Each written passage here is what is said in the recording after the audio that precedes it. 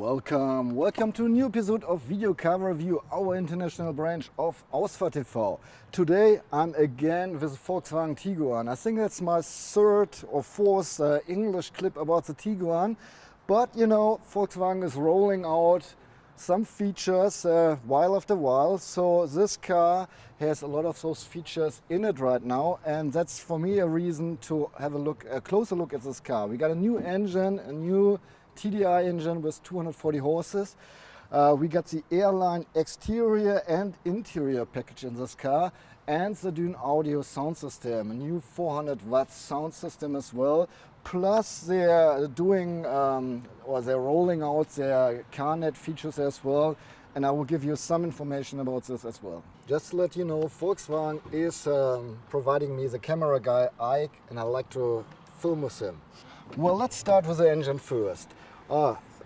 That's it. The 2-liter TDI with 240 horses, 2 turbochargers, and maximum torque of 500 Newton meters. You get them in a range between 1,750 and 2,500 RPM. You only get this engine in combination with a 7-speed DSG dual-clutch automatic transmission and the 4Motion all-wheel drive. And if you're wondering, yes, you might know this engine already. For example, you get it in the Passat. The car accelerates the Tiguan with a 240 horsepower diesel accelerate from 0 to 100 kilometers per hour or 0 to 62 miles per hour in 6.5 seconds, while the top speed is reached at 228 kilometers per hour. And Volkswagen says, well, 6.4 liters diesel on 100 kilometers should be enough to let this baby run, at least in a very calm way. Okay guys, let's look at the airline package. It's a package, not a trim level. Be aware. So the package is divided into two parts, exterior and interior. You can order the exterior package without the interior package, but not the interior package without the exterior package. Easy, isn't it? Then, it's a package, it's not a trim level. Volkswagen is providing the Tiguan with 3 different trim levels. We got Trendline, Comfortline, Highline. And it's only available for Comfortline and Highline. And just to give you some numbers, but make sure you check your market, the upgrading from Comfortline will cost 3,500 euros, at least here in Germany, and upgrading from Highline, it costs 2,700 euros. So far, so good. Okay, let's look at the front. Starting at this shadow line here, under the headlights, it's a complete different bumper. You might remember the regular Tiguan has an underrun design protection. You know, it's not really protecting, it just looks like it. It gives you an off-road appeal. With the airline package, you know, Volkswagen, they said, well, forget about this, you know, okay, they want to have an SUV, but it's a sporty car, so let's make it look sporty, not off-roading.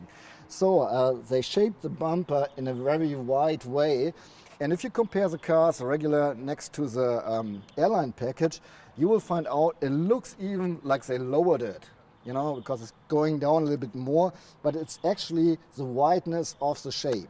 So we got high glossy paint here, we got large air intakes, and that your neighbors know what you bought, we got the airline badge right here in the grille. Well, what's your favorite color, baby, right? So this is white, of course. My favorite color for the Tiguan is this habanero orange. Awesome bright color, you know, really catchy in the eye. It's not available with the R-Line. You only have the choice between 8 different colors if you choose the R-Line, and they're all rather, you know, conservative. Between white and dark blue, something in between. No catchy colors, unfortunately. Okay, the airline package comes with 19-inch alloys called Sebring. But as an option means that you pay extra, you get those 20-inch alloys called Suzuka. And since the regular Tiguan stands on 235 millimeters tires, and this the airline tires have 255 millimeters tires, we have to extend the wheel arches a little bit, and that's what the black stuff is for, to extend it so we don't have problems, you know, that the wheel is standing out. But the bigger change, for me at least, is this part down here. So they put some, I would rather say application or side skirts on the doors, in the color of the paint, or in the same paint than the car is. So it really takes away the off-road appeal from the Tiguan with this side skirts, let's say, and rather makes the car look like an, sort of mini monster truck, madness, fast car, sporty, whatever thing. Showing what you got. So we got the airline badge here on the side as well, of course. Well, looking at the back, you recognize the airline package by the extended roof spoiler. It's like 5, 6, 7 centimeters longer than the regular version, and from the back side it's all black, because black is sporty, isn't it? Besides that, the changes, all the other changes are below this chrome line. So we got the paint again from the car, and here again high glossy paint, which is ending sort of in a diffusor. Besides that, what you might recognize at exit pipes is just fake. The real exit is down here, hidden, but at least we have 2 exit pipes as well. R-line everywhere, and I just recognize I said airlines all the time. We're not talking about an airline. I apologize, it's just my English. We're talking about the R-line package. However, we got R-line dorsal panels, we got the R-line badge here on the seat, and we got a multifunctional leather R-line sport steering wheel. Besides that, part of the package are those comfort seats in, hold your breath, race design. So this is resembling the race design. As an option, you get the seats with nappa leather. That's what we got, all the options you want, we got them already. However, with a regular package, you only get Alcantara. What I like is that this race design is in the door panels as well. As you see, we got full leather here, because we got full all options, but I like this. I like the design, really, the race design. I was just joking around, but I actually like it. Okay, let's pretend we're listening to music. Every once in a while I get a comment, hey, why don't you play some music so we can hear it? Well, I got a mono microphone here, mono, we got 10 speakers in the car, 4 on each side, a center speaker and a subwoofer. That all goes in a mono microphone, and then you hear it on your PC speakers, and you want to judge yourself about the sound. No, I'm sorry, that's not going to work. So just trust me, and I know a little bit about music. So we got the Dyn audio system here for the Tiguan, which was available from the market start already, but I never had a Tiguan with a sound system. So now I can tell you finally. 400 watts, 10 channels, 10 speakers, so 4 on each side, the center speaker and the subwoofer. And when we listen to music, we can go into setup, sound. I should have put this to English, never mind, this is English. And so we got different sound characters.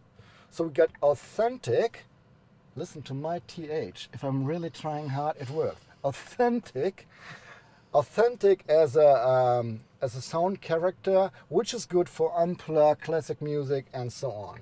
We got soft, and don't get confused by the piano, it's rather for very compressed music. So if you use Spotify in a bad quality or Napster or whatever, this helps you to straighten it up, to clean it up a little bit.